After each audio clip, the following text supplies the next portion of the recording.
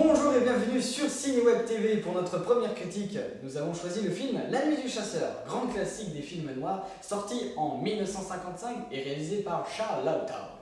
Rappelons que les films noirs mettent en scène des personnages dans des situations désespérées, telles que des crimes, des trahisons, des infidélités ou encore de la jalousie à l'extrême bien sûr.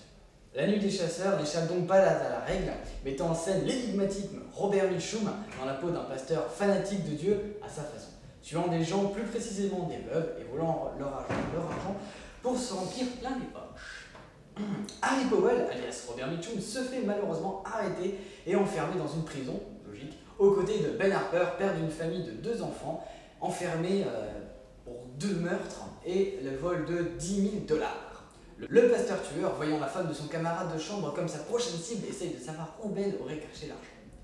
Malheureusement, ce dernier emportera son secret dans sa tombe, mais notre cher pasteur ne se décourage pas pour autant et se rend au village de son ancien camarade pour gagner la confiance de tout le village, mais plus particulièrement celle de l'ancienne femme de Ben Harper, Willa Harper, désormais veuve, donc désormais une cible potentielle. Après avoir réussi à se marier avec Willa, Harry Powell remarqua que les enfants étaient les seuls à connaître l'emplacement de l'argent et essaya donc de les faire parler. La mère, bien sûr, s'en rendit compte de ce qu'il se passait et se laissa tuer par le pasteur après avoir sombré dans une grande folie.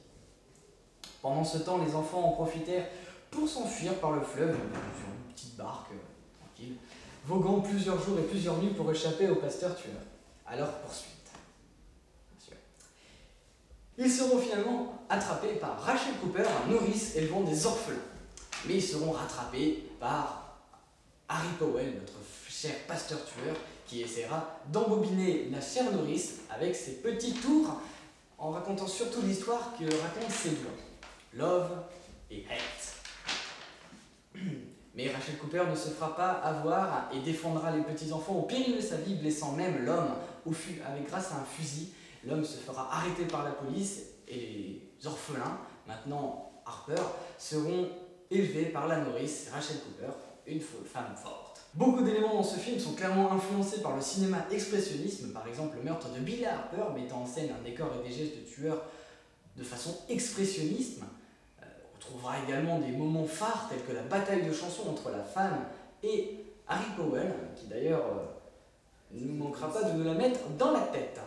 Mon avis personnel, c'est important de le donner, on est plusieurs, mais l'avis personnel est toujours important. Pour ma part, j'ai apprécié ce film, compliqué à comprendre, mais intéressant sous toutes ses coutures et regorgeant d'éléments impressionnants. Il ne vous empêchera pas de dormir la nuit, mais il vous fera vous méfier du prochain pasteur qui croisera votre chemin.